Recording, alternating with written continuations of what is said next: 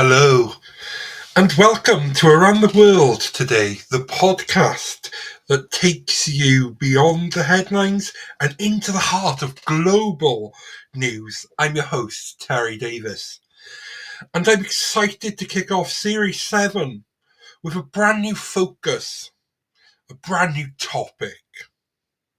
Well, it's not that new. We have talked about it before, but we are going to set the first 5 episodes on this topic. We're going to have the focus, and this series will be diving deep into the most crucial and often contentious issues facing the UK today, which is transport. Have you ever been there when your bus has been cancelled, or even like your train? Or they don't actually meet up, and there's like an hour or 2 hours or 3 hours in between the journeys. Do you know what I mean? And then you've got the fact that airports, and infrastructure and private companies and franchising and all of this. And is it beneficial for the customer? We're going to dive into this. In the first episode of our transport series, we'll explore the current state of the UK's transport system. From the ongoing rail strikes, public transport funding cuts, to high-speed rail debate, the future of air travel. We'll examine the challenges and opportunities that lie ahead for the country, mobility and connectivity. You're listening to Around the World Today with me, Terry D. Welcome, everybody, to this week's episode. We really appreciate you joining us. This podcast really shows us how we can all learn, live, and thrive off of each other. By sharing our knowledge through our conversations, we will impart some knowledge whilst learning ourselves how to progress even further. Here is your host.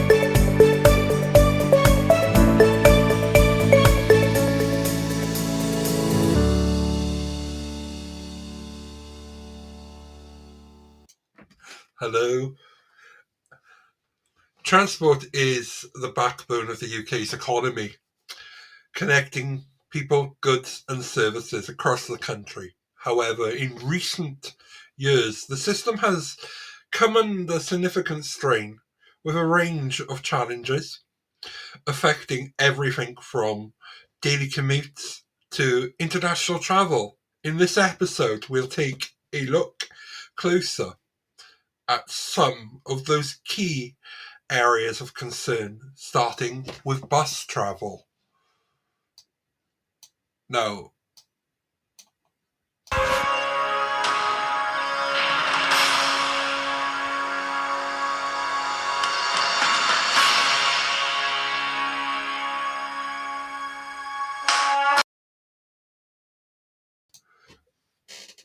bus transport remains a crucial lifeline for millions across the UK, practically in rural areas and smaller towns where other forms of public transport are less accessible. However, the bus industry has a focus,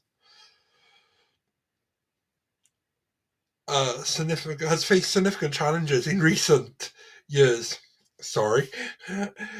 And it's been exacerbated by funding cuts, declining ridership, and increasing operational costs. Public transport funding has been a major issue, with local councils across the UK struggling to maintain adequate bus services. The result has been a sharp reduction in routes, practically in less densely populated areas.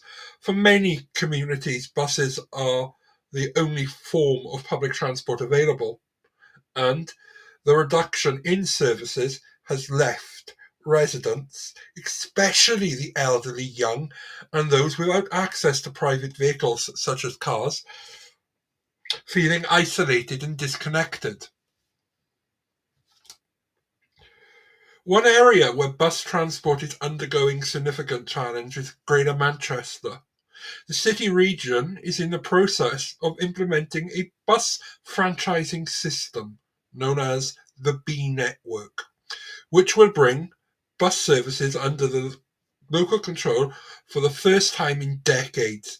This is a move championed by the Greater Manchester Mayor, Andy Burnham, and is designed to create a more integrated, affordable public transport system where bus, tram, and bike services are coordinated under one umbrella.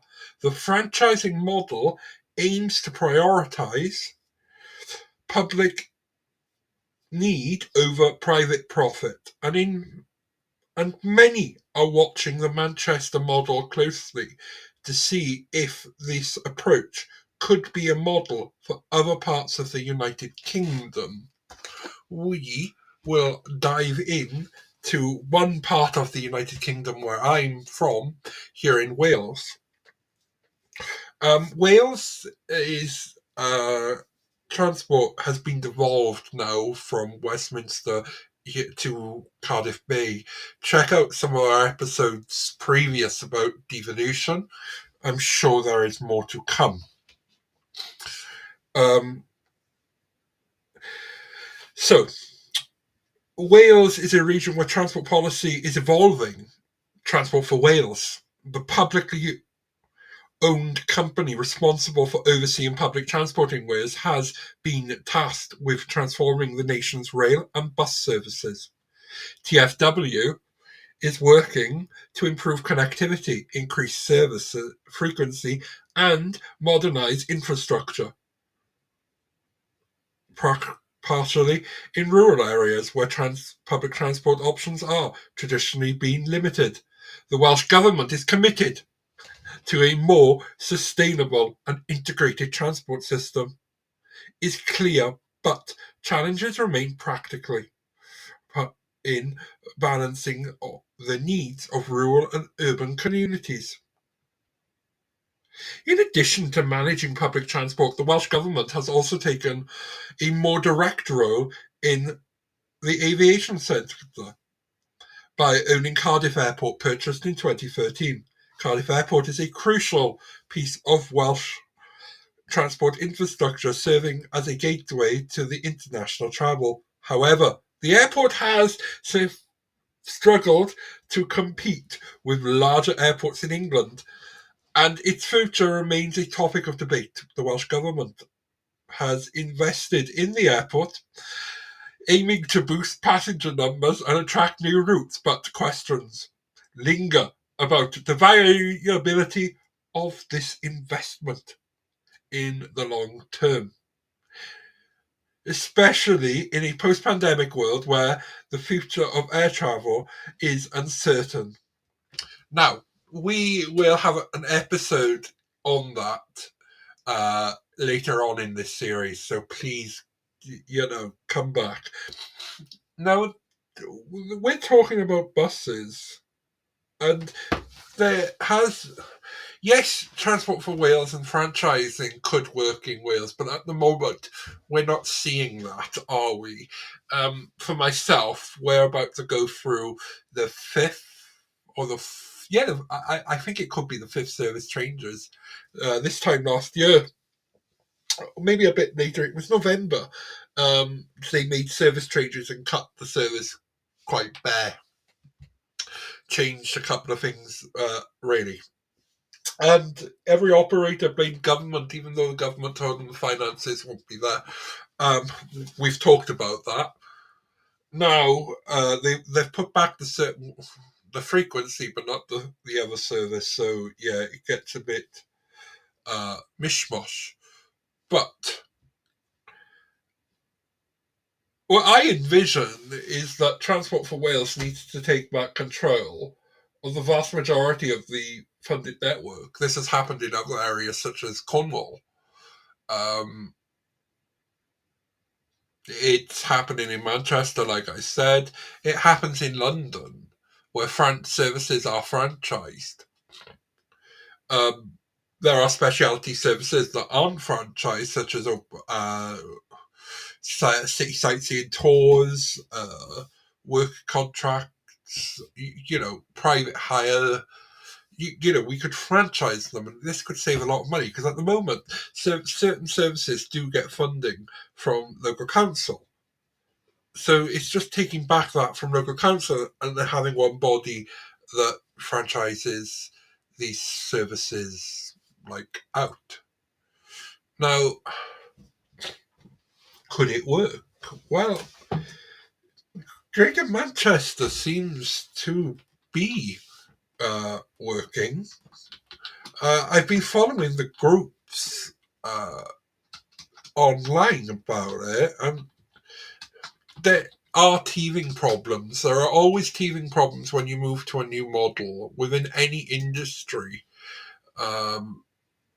You always do find you always do find a teething problem. But this is life. There are teething problems in life, and there are teething problems in transport. However, when your local transport provider is using a lot of AI, now this is where it gets funny. Surely someone should tell them to check the timetables before you publish them, because you don't have the mistake of putting 12, 12, 13, 13 for a circular service that's meant to be 12, 13, 12, 13. Because at the next change, about 3 to 6 months later, you have to change the timetable to inconvenience the customers yet again, because you made their changes and couldn't get the demand right in the first place. Removing a service, rerouting another service, increases the demand to the service that is left. It is called supply and demand. It isn't hard. But nonetheless, there were problems. Then you make some changes. Now, these changes were seen to be in the benefit of the customer. However, the customer was still inconvenienced because you had to make more changes. It's hilarious. It's a catalogue of errors that there just doesn't seem to be control over. I was reading a case today in England, in the west of England actually, from the traffic commissioner, and what went on there, and 5 years to have the person's license suspended plus a fine, but the guy was already in front of a traffic commissioner previous. It just gets hilarious to what the industry actually needs is more regulation. So bodies like Transport for Wales, or in the case of Manchester, Transport for Greater Manchester, or in the case of London, Transport for London, or even in the West Midlands, where certain services are now, they were when I lived there, under Network West Midlands, maybe there needs to be more regulation, because operators of many different colours, creeds, and even ownership of multinational companies, and even the little operators who are starting out, just seem to be getting away with not being in the benefit of the public. And yes, they do have the public relations side, where they give away a free ice cream or a free trip to the beach, or maybe a free pair of sunglasses at Freshers, or a lanyard. That's to just try and buy your custom, to say, we're here. However, the likelihood is, like I've mentioned, many people who travel by public transport travel by public transport because that's the form of transport they can only use.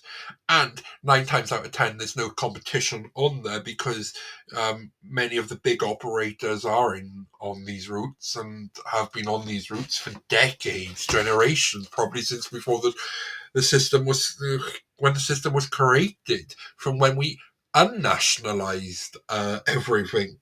So, like, the predecessor companies are still operating today on these routes, or the predecessors. It's just, there doesn't seem to be much appetite here, or when there is, there isn't more competition. So competition does work in some instances. It does allow the operator to become more efficient, I believe. But when you're stuck in your ways and you know you're going to win like a tender or you're going to win this, do you really go from like trying to please everyone when you know that you're the only guy in town running on that route? So the passengers can it's a bit.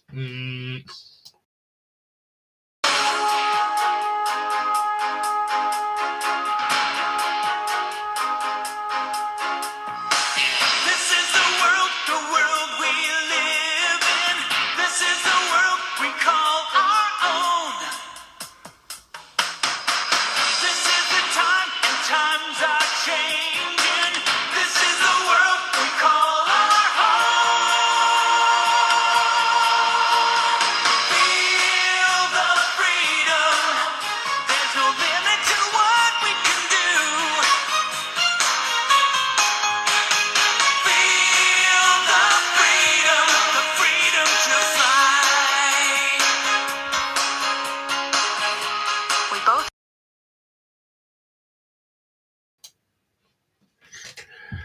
This episode marks the beginning of our deep dive into the UK's transport system, a topic that touches lives of millions across the country every day.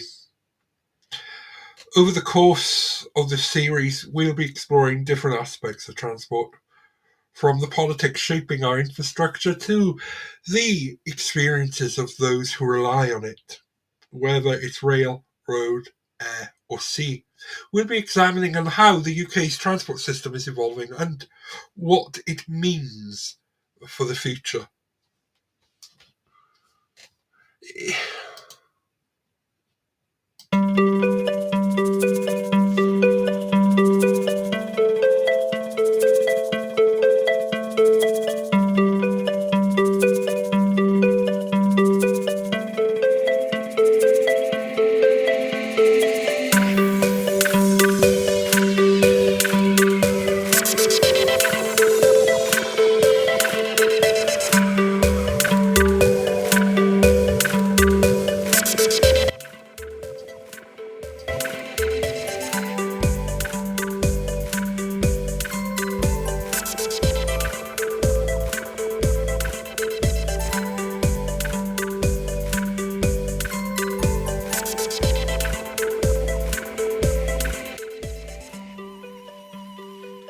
Thank you for joining me on this journey as we launch Series 7 of Around the World today. Remember to tune in next time as we continue our exploration of the UK transport.